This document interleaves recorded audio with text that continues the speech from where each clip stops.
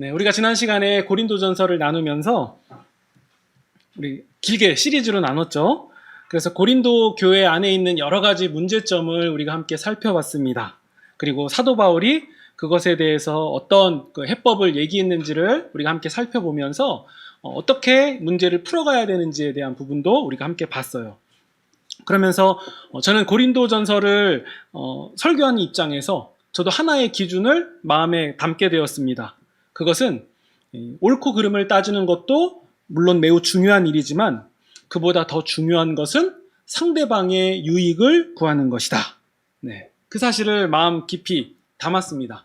그래서 하나님께 영광을 돌린다라는 표현, 고린도전서의 말로 바꾸면 그것은 남의 유익을 구하는 것이고 우리가 남의 유익을 구할 때 그것은 하나님께 영광이 됩니다.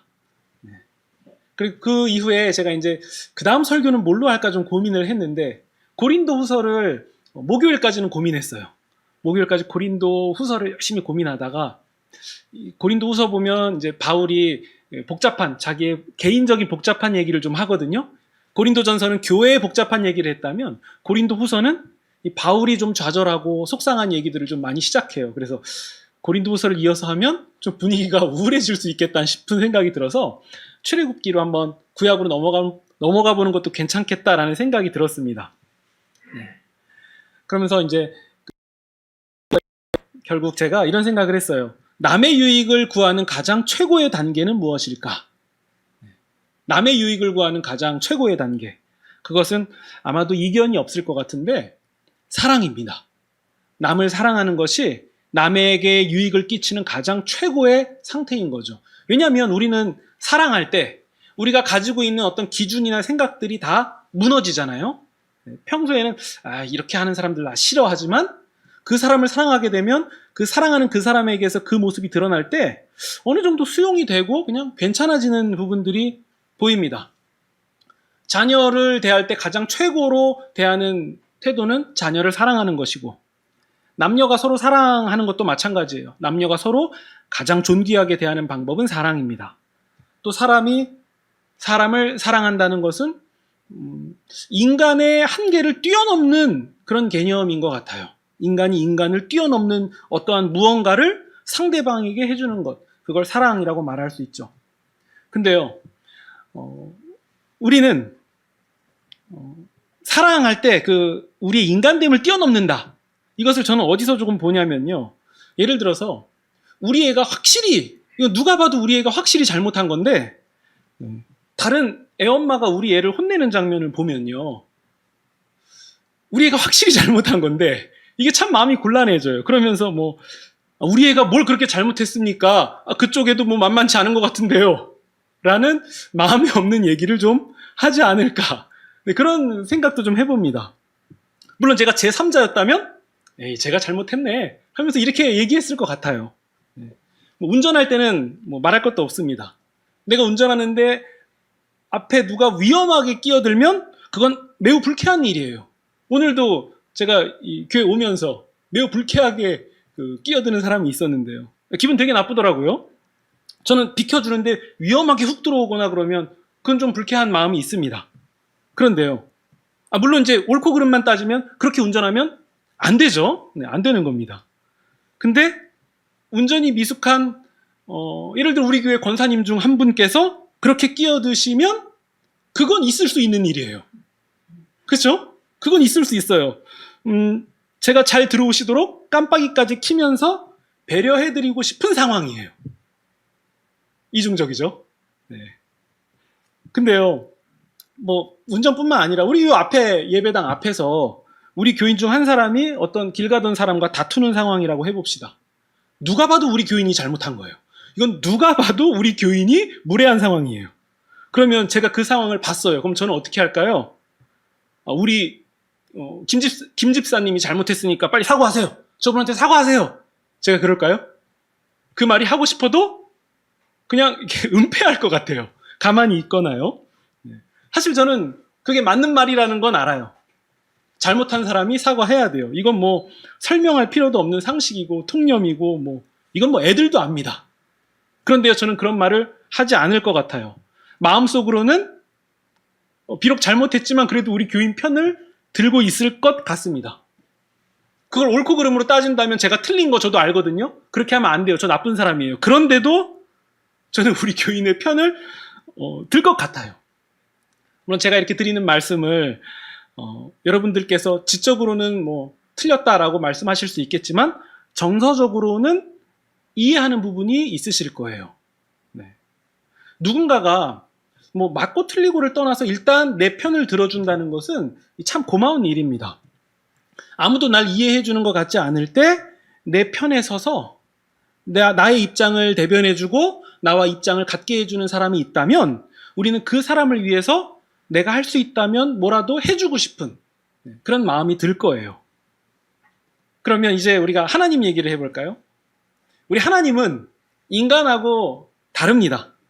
하나님께 있어서 옳고 그름이라는 것은 사실 있을 수 없죠. 언제나 하나님은 옳으세요. 단지 우리가 그것을 인정하고 싶지 않을 뿐이에요. 근데 하나님은 언제나 옳으십니다. 그렇게 보면 세상은요, 하나님의 편에 서지 않는 것 같습니다. 어떻게 보면 하나님 편에 서 있는 것 같은데 결정적인 순간이 되면 세상은 하나님 편에 서지 않습니다.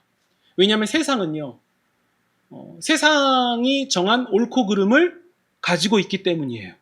하나님과 비슷한 것 같이 보일 때도 있지만 결정적인 순간에 다른 것을 보게 됩니다. 세상에서 선과 악은 무엇입니까? 강자가 정해놓은 게 대체로 선이에요. 힘없는 자들은 그냥 자기의 힘없는 수준에 맞춰서 살아갈 뿐입니다. 우리 세상에는 법이라는 게 정해져 있지만 그 법은 누구에게나 공정하게 적용되는 것 같지는 않더라고요. 제가 똑같은 잘못을 해도 그 잘못을 고위공직자가 한 거랑 제가 한 거랑 비교해 보면 저에게는 엄격하고 고위공직자 혹은 힘 있는 사람들에게는 관대하게 적용되는 부분들을 봅니다. 그러니까 법이 있어도 실제로 공정하게 적용되는 것 같지는 않아요. 법대로 하자 혹은 공정하게 해야 된다 이런 말도 자신의 어떠한 이익 혹은 재산 같은 것을 지키기 위한 하나의 구호로 사용될 뿐인 것 같아요. 그렇기 때문에 나의 이익을 위해서는 법은 경우에 따라서 어길 수도 있는 거고 나에게 이익이 된다면 불공정한 것 이런 것도 우리는 눈을 감을 수 있습니다. 내가 한 거니까 사소한 것이라고 얘기하지만 남이 하면 배 아픈 것도 현실이죠. 네. 세상이라는 곳은 하나님의 편이 아닌 것 같아요. 결국 세상은 이익의 편, 돈의 편, 정욕과 탐심의 편에 서는 것을 보게 됩니다. 그러면 그런 세상 가운데서 하나님의 편에 선 사람들은 누굴까요? 우리는 하나님의 편에 선 사람들을 신자라고 부릅니다. 그런 의미에서 신자는 어떤 사람입니까? 라고 물어본다면 선과 악의 기준을 하나님께로 맞추는 사람들입니다. 라고 말할 수 있습니다. 세상에서 통용되는 선과 악 그 기준이 아니라 강자가 정해놓은 권력자가 정해놓은 선과 악의 기준이 아니라 하나님이 정하신 선과 악 그 기준에 우리를 맞추는 사람이에요. 재조정하는 사람입니다. 그렇다면 신자가 되었다라는 것은 선과 악 혹은 옳고 그름이라는 기준이 달라진 사람들이다 라는 뜻이기도 합니다. 신자는 선과 악의 기준이 달라진 사람이죠. 마치 창세기의 표현으로 바꾸면 아담과 하와가 선악과를 먹기 이전의 상태로 돌아가는 것을 말합니다. 선악의 기준은 하나님께 있는 거죠. 오늘 우리가 읽은 본문도 마찬가지예요. 그런 부분들이 보입니다. 네, 우리 출애굽기 1장 1절부터 보면요. 우리 출애굽기의 배경이 살짝 언급돼요. 요셉 얘기가 나오는데요. 우리는 요셉에 대해서 잘 알고 있죠. 야곱의 11번째 아들이면서 그 요셉이 형제들의 시기를 받잖아요. 그래서 결국 이제 애굽으로 팔려가게 되고 보디발의 아내로부터 이제 누명을 쓰기도 하고 뭐 감옥에서 억울한 옥살이를 하기도 하고 네. 그러면서 그 순간순간마다 형통케 하시는 하나님을 경험하게 돼요. 그러면서 결국 요셉은 그 애굽의 왕, 그 바로 왕이라고 하죠. 파라오 왕의 꿈을 해석하면서 애굽의 총리가 됩니다. 그러면서 그 총리의 자리에서 요셉은 그 풍년의 시기에 앞으로 다가올 흉년을 대비하면서 이 바로 왕의 신임을 얻게 되죠. 아, 저 사람은 지혜의 사람이다. 하나님의 영에 감동된 사람이다. 네. 그러면서 이제 요셉에게 특별한 혜택을 주면서 요셉의 가족들을 다 데려오게 해서 이제 애굽에서 살게 되죠. 그러면서 세월이 흘러서 그 요셉 시대의 사람들은 다 죽고, 그리고 이스라엘 백성은 점점 숫자가 불어나면서 그때 새로운 바로 왕이 등장합니다. 이 바로 왕은 이름이 바로가 아니라 그 왕의 이름이에요. 파라오라는 왕의 이름이에요. 1세, 2세 막 이렇게 알잖아요. 네, 새로운 바로 왕이 등장합니다. 우리 6절, 7절 보시면요. 이스라엘 백성이 매우 불어나서 생육하고 불어났어요. 근데 8절에 요셉을 알지 못하는 새 왕이 등장합니다. 아마도 추정컨대 그 당시 이스라엘, 그러니까 히브리 사람, 그 히브리 사람의 인구수는 아마도 100만 명쯤 되지 않았을까라고 추정합니다. 그 내외로 왔다 갔다 추정이 되는데요. 근데 새 바로 왕이 보기에는 이 좋게 보이지가 않는 거예요. 아니, 우리 애굽 민족들이 있는데 저기 이방인인 히브리 사람들이 숫자가 굉장히 많네. 저것들이 나중에 더 많아지면 힘을 얻어서 우리를 공격하지 않을까? 우리에게 위협이 되지 않을까? 안 되겠다. 그래서 이렇게 결정해요. 11절입니다. 감독들을 세워서 그들에게 무거운 짐을 지우게 하자. 강제 노역을 시켜서 국고성을 건축하게 하자. 뭐 곡식을 저장한다거나 혹은 그 외세 침투를 이제 감시하기 위한 그런 성을 짓게 하자. 12절. 그런데 학대를 받으면 받을수록 이스라엘 백성의 수가 더욱 늘어나는 거예요. 여기서 우리는 어떤 것을 읽을 수 있냐면, 하나님께서 이 일을 진행하고 계시는구나. 세상이 억압해도 하나님이 지금 보호하고 늘어가게 하고 계시구나. 이걸 읽을 수 있습니다. 13절. 근데 바로 왕 사람들은 두렵죠. 그래서 학대가 더욱 심해집니다. 14절. 어려운 노동으로 더욱 괴롭게 했어요. 그 일이 엄하였다라는 표현을 보면 상당히 고된 일이었던 걸로 보여요. 또 건축한다는 일이 사실 좀 위험하잖아요. 네. 그런 일들로 이스라엘 백성을 매우 괴롭게 만들었습니다. 그런데도 그런 상황에도 이스라엘 백성은 점점 늘어가고 있던 상황이었던 거죠.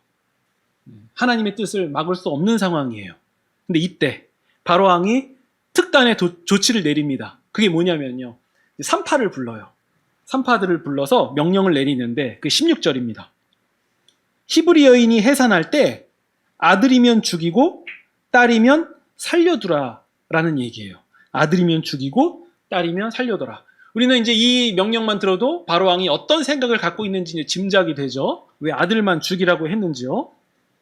네, 근데 우리 이 구절은 함께 읽으면 좋겠습니다. 17절입니다. 17절 우리 함께 읽겠습니다. 17절 시작. 하나님을 두려워하여 애굽 왕의 명령을 어기고 남자 아기들을 살린지라. 네, 히브리 산파가 어떻게 했다고요? 남자 아이들을 살려둬요. 애굽 왕의 명령에 반대로 했다는 거예요. 근데 우리가 보면서 우리가 이 얘기를 어릴 때부터 쭉 들어왔기 때문에 히브리 산파가 자기 동족 남자 아이들을 살려줬나 보다 이렇게 생각하지만요. 이제 현실적인 시각으로 한번 볼게요. 누가 이 명령을 했냐면요. 대제국 이집트의 왕 파라오가 명령한 거예요. 그냥 적당히 작업반장이 명령한 게 아니라요. 대제국의 왕이 명령한 거예요. 왕이 부를 때 얼굴을 대면하면서 부르셨어요? 이렇게 나갈 수 있을까요? 아니에요. 얼굴도 돌리고 뭐 기어가는 혹은 부복하는 식으로 해서 전진했을 거예요. 왕의 위험 앞에서 고개도 못 들었을 거예요. 말 한마디에 벌벌 떨 수밖에 없는 그런 압도적인 상황에서 산파가 부름을 받았을 거예요. 그래서 명령해요. 히브리 남자 아이가 태어나면 죽여라. 그냥 쉽게 한 얘기가 아닙니다. 근데 산파는요. 그 얘기를 듣고 너무 당연하게 남자아이들을 살립니다. 17절을 다시 보시면 애굽 왕의 명령을 어기고 남자아이를 살린지라. 네. 이건 정말 놀라운 일이에요. 이집트 왕은 태양신의 현현 그런 개념이거든요. 신적 존재거든요. 그 신의 말을 어긴 거죠. 네. 누가 이 일을 했냐면 산파가요. 제가 이게 마음에 와닿게 전달해드렸는지 모르겠는데요. 이 최고의 권력 정도가 아니라 신 같은 존재가 한 명령을 이방인 중에서 산파 일을 하는 여인들이 어긴 거예요. 이 설정 자체가 정말 말도 안 되는 일이에요. 여러분, 우리가 예를 들어 제가 선생님인데 학생이 제 말을 어겨요. 그러면 이거 봐라? 이 마음이 드는 게 당연하거든요. 근데 이 정도 갭도 아니라 어마어마한 갭이에요. 근데 말을 안 들어요. 살립니다. 그래서요, 파라오왕이 어땠겠습니까? 이 바로왕이 화가 나는 거죠. 그래서 산파들을 부릅니다. 19절이에요. 네. 아니요, 18절입니다. 18절 끝에요. 너희가 어찌하여 이같이 남자아이를 살렸냐? 우리 성경에는 조금 신사답게 나온 것 같은데요. 굉장히 무섭게 얘기했겠죠. 내가 분명히 남자아이를 없애라고 했는데 남자아이를 왜 살렸냐? 그러자 19절에 산파들이 거짓말을 합니다. 히브리 여인들은 애굽 여자들과 다릅니다. 얼마나 건강한지 모릅니다. 그냥 출산할 것 같다라는 얘기만 들었는데 이미 출산한 상황이에요. 우리가 도착하기 전에 이미 나버렸습니다. 나왔는데, 눈으로 확인했는데 우리가 어떻게 그 아이를 죽입니까? 우리도 하고 싶었는데 못했어요. 이런 식의 거짓말을 하는 겁니다. 20절입니다. 하나님이 어떻게 하십니까? 그 산파들에게 은혜를 베풀어 주십니다. 이스라엘 백성은 계속 번성하고 강하여졌습니다. 여기서 우리가 이런 생각도 해볼 수 있죠. 여러분, 선의의 거짓말 어떻게 생각하십니까? 선의의 거짓말. 오늘 우리 학생부 때 이 얘기에 대해서 한번 다뤘는데 제가 할 설교보다 더 멋진 대답을 우리 나임이 학생이 얘기해 주는 바람에 이 부분에 있어서 나임이가 잠깐 와서 설명하고 들어갔으면 좋겠다라고 얘기했는데 극구 거절을 해서 제가 얘기하겠습니다. 그 거짓말, 물론 거짓말이라는 것은 그 자체로는 악한 것이겠지만 더 큰 악을 방지하기 위해서 작은 악을 선택할 때 그것이 선의의 거짓말이 될 수 있다면 우리가 본문에서 보는 것처럼 20절 하나님이 산파들에게 은혜를 베푸시니라. 불가피하게 선택하는 작은 악이 큰 악을 방지한다면 하나님은 그것을 귀중히 여겨주신다는 거예요. 그렇기 때문에 우리가 큰 악과 작은 악을 고민하게 될 때 작은 악을 선택할 수 있다는 원리를 하나 배울 수 있죠. 이 얘기를 우리 진아임 학생이 했습니다. 놀랍죠? 어쨌든 산파는요, 거짓말을 해서 바로왕을 속였습니다. 대제국의 신의 현현인 바로왕을 속인 거죠. 근데 여러분, 바로왕이 우습습니까? 절대 그러지 않았을 거예요. 혹시 바로왕이 적당히 거짓말해서 두루뭉술하게 넘어갈 수 있는 대상입니까? 절대 그러지 않을 거예요. 이집트 대제국의 왕이라니까요. 절대 그렇게 할 수 있는 대상이 아니었어요. 그럼에도 불구하고 산파가 거짓말을 해서 왕에게 그렇게 보고할 수 있는 그 이유는 무엇입니까? 그 이유가 21절에 나와요. 그 산파들은 하나님을 경외하였으므로. 우리가 좀 더 와닿게 표현하면요, 17절입니다. 산파들이 하나님을 두려워하여. 산파들이 두렵게 여기는 대상이 달랐던 거예요. 그러면 바로왕은 안 두려웠겠습니까? 두려웠겠죠. 바로왕도 무서웠겠죠. 인간적으로 생각하면 무서움이 있었겠죠. 그런데 하나님을 경외하는 마음, 하나님을 두려워하는 마음과 비교하니까 그건 두려운 것도 아니었던 거예요. 그러니까 그 바로왕 앞에서 거짓말을 태어나게 할 수 있는 거죠. 우리가 해보려고 했는데요. 그게 안 됐더라고요. 이미 상황이 틀렸어요. 그냥 거짓말이 태어나게 나올 수 있었던 이유는 하나님이 더 두려웠기 때문이에요. 하나님을 더 경외했기 때문입니다. 이 경외라는 말, 그 말은 어떤 무력적으로 무서운 존재에게 벌벌 떠는 그런 두려움이 아니라 어떤 대상에게 압도되어서 그의 위험 앞에 내가 어떻게 할 줄 몰라서 행하는 어떠한 존경심 혹은 압박감, 떨림, 이런 것들을 경외라는 단어로 표현합니다. 어떻게 정확히 옮길 수가 없을 것 같아요. 하나님 앞에서의 우리의 태도라고 할까요? 그 경외심을 느꼈습니다. 그래서 바로왕이 두려운 것은 두렵지도 않았던 거죠. 이유는 딱 하나예요. 산파들은 하나님을 경외하는 자들이었다. 여러분, 하나님은요, 우리 창세기 15장에 보면 조상 아브라함에게 이렇게 약속합니다. 아브라함아, 저 하늘에 있는 별들을 세어보아라. 우리가 지금 도심에 사니까 별이 잘 안 보이는데 시골만 가도 막 하늘이 쏟아져 내릴 것 같은 그런 느낌이잖아요. 하늘에 있는 별들이요. 아브라함도 아마 그런 하늘을 봤을 거예요. 저 하늘에 있는 별들을 셀 수 있다면 너가 세어보아라. 너의 자손이 이처럼 많아질 것이다. 그러면서 동시에 너의 자손은 이방에서 손님이 될 것이다. 그리고 그 이방을 섬기게 될 것이고 그 이방 민족은 너의 자손을 400년간 괴롭힐 거다. 하지만 때가 되면 내가 심판할 것이고 너의 자손들이 큰 재물을 가지고 나오게 될 것이다. 아브라함에게 이 약속을 했어요. 아마 히브리 산파는 그 하나님을 알고 있었던 것 같아요. 하나님은 그런 분이다. 약속을 이루시는 분이다. 가장 크고 놀라우신 유일하신 한 분 하나님이시다. 우리가 이 하나님이 두렵지 우리가 바로왕이 두렵겠는가. 네. 아브라함은 그런 믿음이 있었어요. 내 자식을 하나님께 제물로 바쳐도 하나님은 그 제물이 된 자식을 다시 살리시는 분이다. 죽은 자도 다시 살리시는 분이다. 내가 무엇이 두렵고 무엇이 아쉬울 수 있겠는가. 네. 아마 산파도 그와 동일한 믿음을 이어받은 사람이었을 것입니다. 이제 우리가 출애굽기를 1장을 보니까 구도가 보이지 않습니까? 누가 하나님을 대적하는 사람입니까? 바로 바로왕이에요. 네. 그러면 누가 하나님의 뜻에 선 사람들입니까? 산파들이에요. 우리도 마찬가지입니다. 우리가 살아가는 세상은요, 서로 왕노릇하려고 하는 세상입니다. 다 자기가 자기 소견에 옳은 대로 하려고 다퉈요. 자기 말대로 하고 싶어서 권력을 탐합니다. 그런데 이런 세상 가운데서 우리가 하나님을 경외하는 사람이라는 사실이 매우 중요합니다. 그 사실은 우리를 어떻게 만듭니까? 내 뜻대로가 아니라 하나님 뜻대로 살게 만들기 때문이에요. 우리가 왜 하나님 뜻대로 삽니까? 하나님을 경외하는 자들이기 때문이에요. 우리도 세상의 유혹에 흔들릴 때가 있고 좌절할 때가 있지만 그럼에도 우리가 다시 제자리로 갈 수 있는 것은 우리는 하나님을 경외하는 사람들로 부름받았고 우리가 실상 그런 사람이기를 간절히 원하기 때문에 우리는 제자리를 찾아서 가려고 노력합니다. 산파들이 살아갔던 세상도 마찬가지예요. 그 세상의 왕은 누굽니까? 누가 권력자입니까? 바로 왕이에요. 그런데 산파들은 참된 왕을 향해서 경외하기로 결정합니다. 우리로 대입하면 마찬가지입니다. 우리가 하나님을 경외한다라는 말은 어떤 얘기겠습니까? 누가 왕이냐? 왕이 누구시냐? 나에게 왕은 누구신가? 여기에 대한 대답이에요. 그게 하나님을 경외한다라는 얘기인 거죠.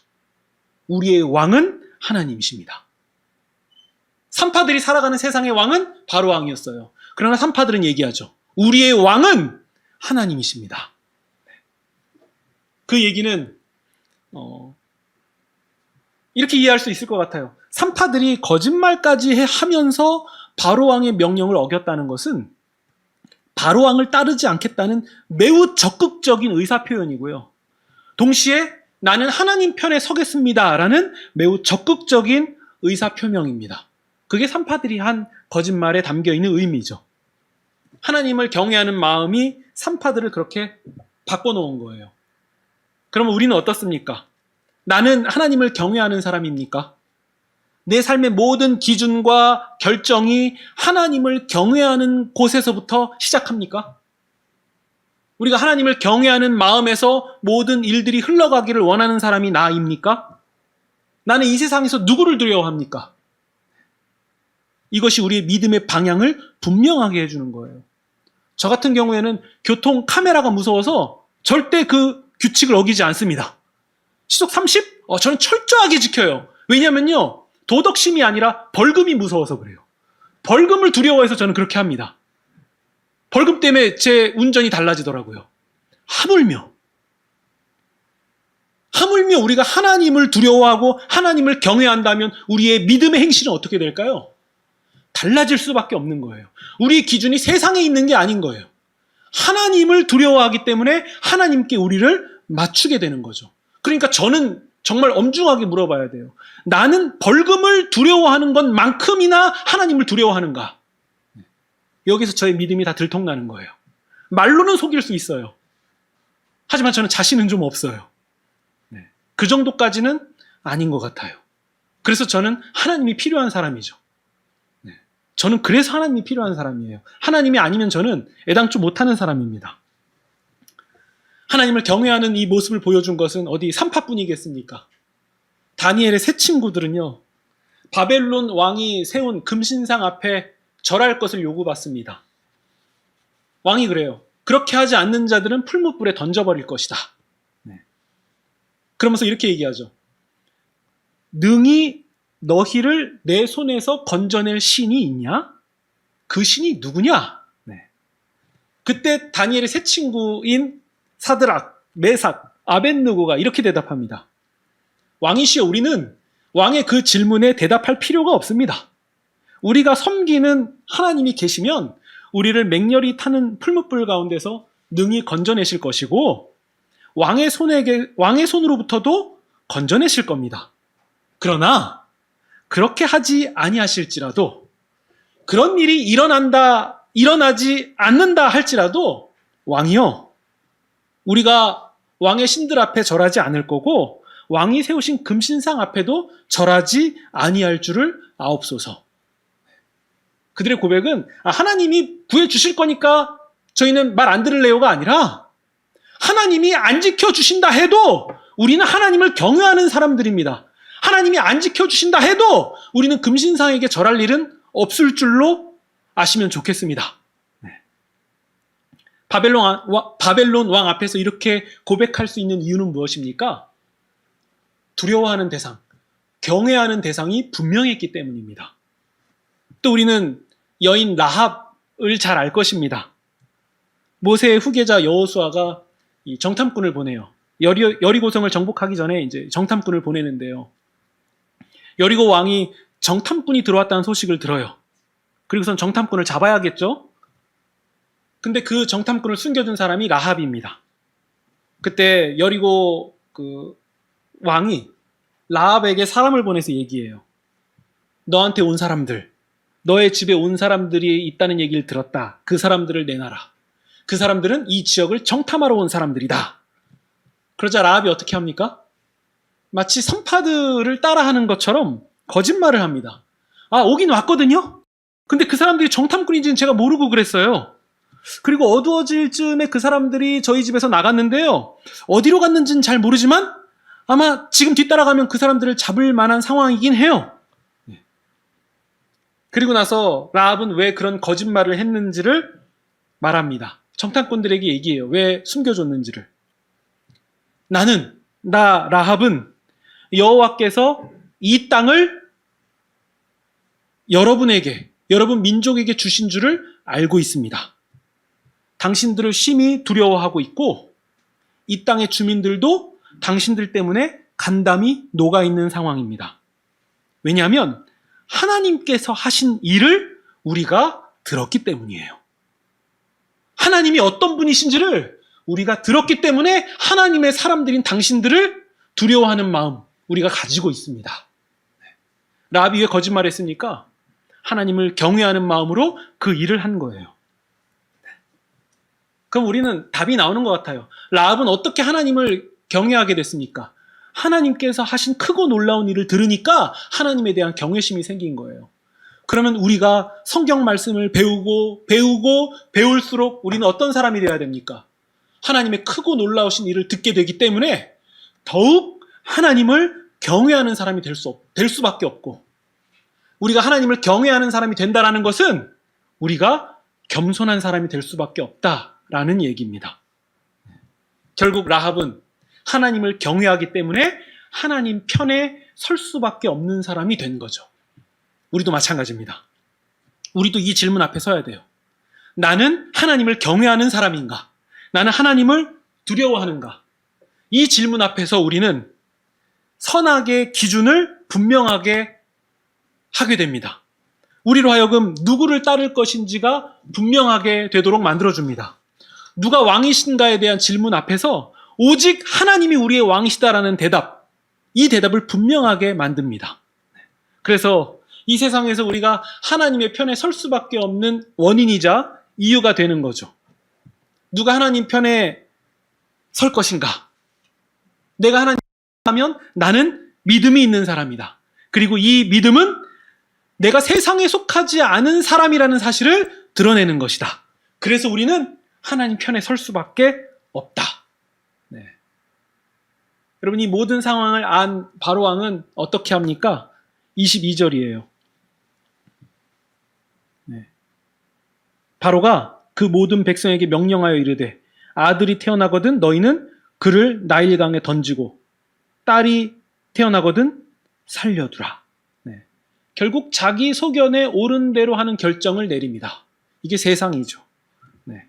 그래서 이스라엘의 지도자 모세를 세우셔서 하나님이 어떻게 하십니까?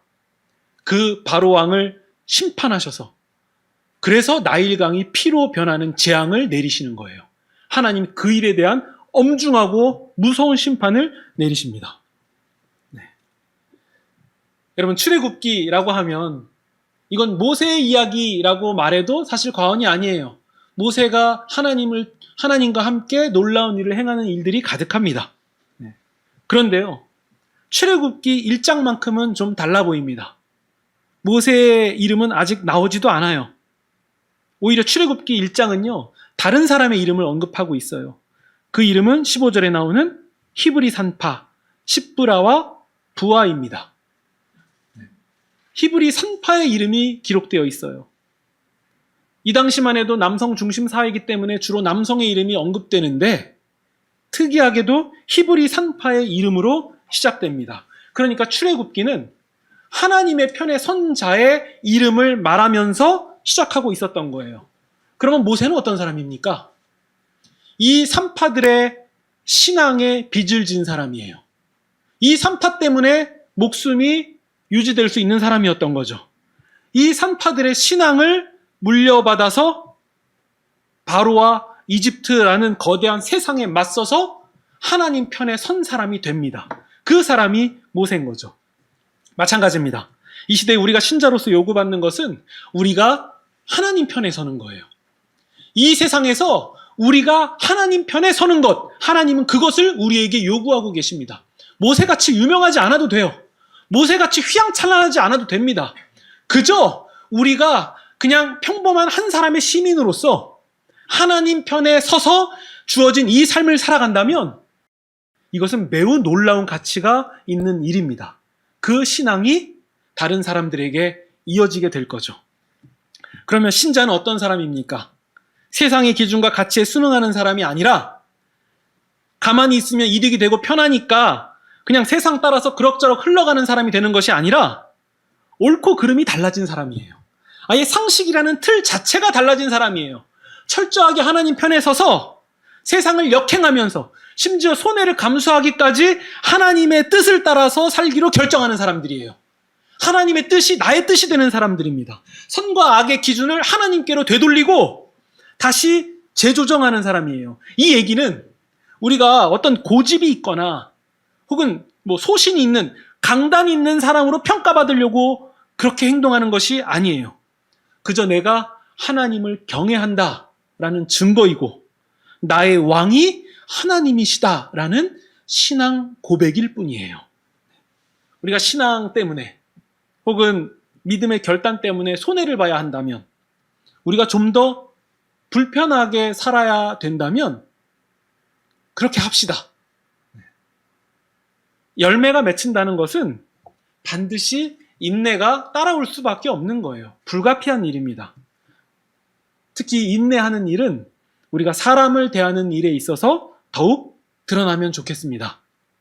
그럼에도 성도가 하는 그 수고는 결코 헛되지 않을 겁니다. 반드시 열매로 이어질 것입니다. 왜냐하면 하나님이 기뻐하시기 때문이에요. 우리 21절을 보세요. 그 산파들은 하나님을 경외하였으므로 하나님이 그들의 집안을 흥왕하게 하신지라. 네. 물론 해피엔딩 같아요. 하나님을 경외하는 결과가 흥왕할 때도 있습니다. 그런데요, 하나님을 경외하는 결과가 흥왕하지 않을 때도 있더라고요. 그때 우리는 어떻게 하면 좋겠습니까? 그럴 때에 그런 일이 따르지 않는다 할지라도 왕이 세우신 금신상에게 절하지 아니할 줄을 아옵소서. 네. 이 고백이 바로 우리의 고백이 되기를 소망합니다. 그래서 오직 하나님만이 우리의 참 하나님이시다라는 그런 믿음의 고백으로 언제나 하나님 편에 서서 하나님을 위하시는 그런 저와 여러분이 되시기를 주님의 이름으로 축원드립니다.